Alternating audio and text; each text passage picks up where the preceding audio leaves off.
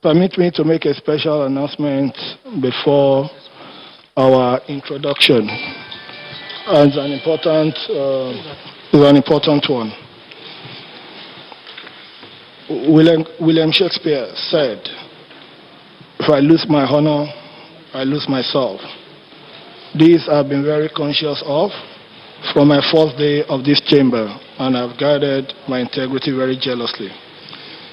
When we started the investigation, I had all the confidence to go all the way and ensure we deal with the demon that has kept the Niger Delta region underdeveloped for the 20 years, negating the reason why the NDDC was created. Hence the reason why I supported, and I will always, at every point in time, let it be on record, support the forensic audit ordered by Mr. President. And that is the reason why, even when there was no provision for the forensic in the 2019 NDDC Act, the House, under the leadership of Right Honorable Femi Gbajabiamila, ensured that provision was made for this in line with the anti-corruption agenda of Mr. President. I want to assure ladies and gentlemen that today, the 20th day of July, we are still as committed to that agenda as we were months ago.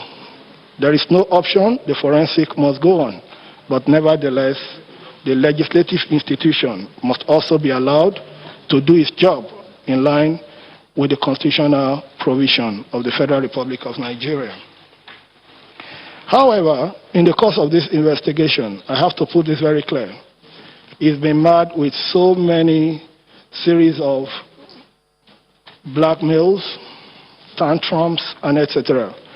I have deliberately avoided going on air to talk about this issue because, for me, legislative work are not done on the streets.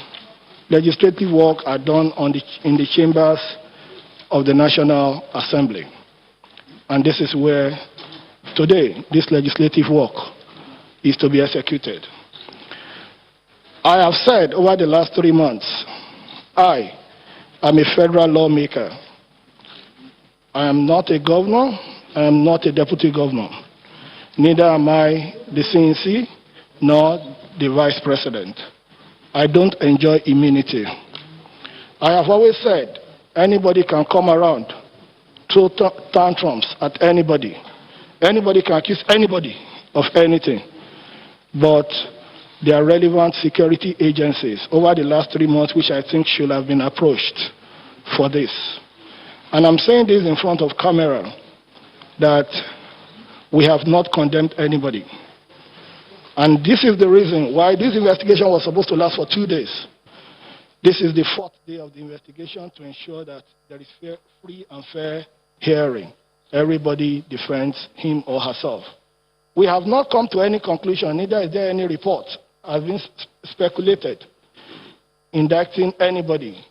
After all, you cannot judge a case until you see the merit or demerit of it. We are here to talk about issues that have to do with the development of the Niger Delta nation. We are here to talk about issues that will determine the future of generations yet unborn. We are here to talk about issues that will lead to economic emancipation of the Niger Delta. We are here to be the voice of the voiceless, and we are here to provide a supporting hand to the weakest even in our society. Having said this, I want to say it very clearly that issues from day one of this investigation, it's all about issues, and nothing personal.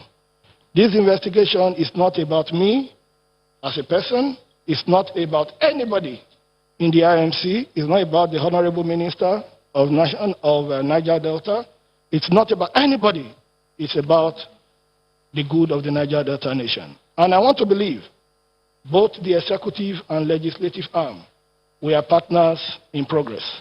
After all, the leadership of this institution and the leadership of the nation and the leadership of the executive, we share the same manifesto, the All Progressives Congress manifesto. So I believe we are collaborating, in order to tighten all loose ends and to ensure that we have a better, a more productive Niger Delta region. Having said this, I want to say clearly that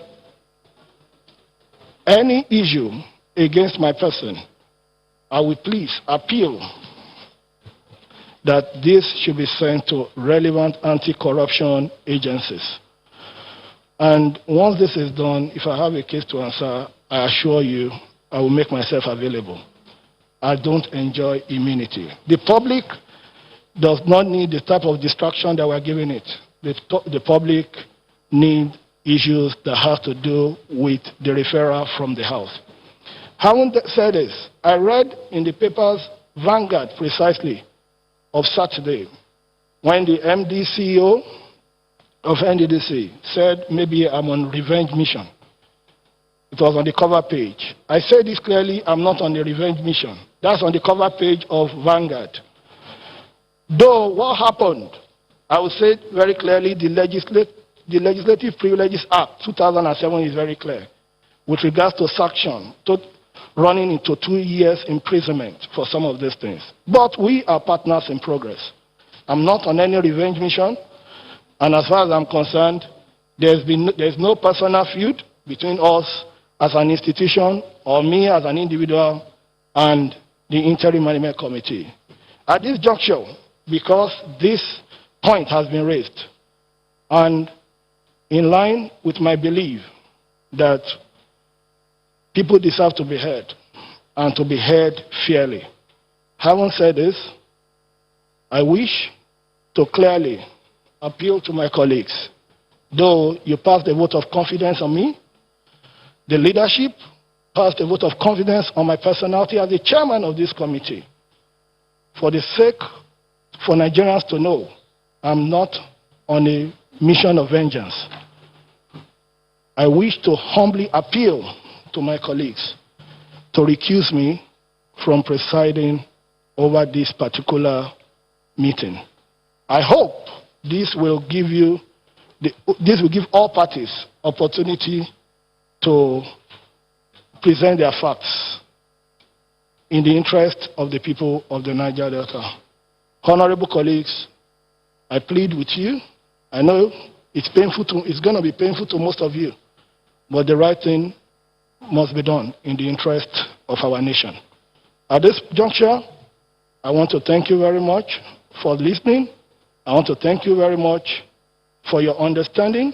I want to thank you very much for the level of cooperation. And I want to assure the Nigerian people that this particular agenda is for the betterment of our region and for the nation. Nothing personal, and there's never going to be anything personal. Thank you very much, ladies and gentlemen. God bless you.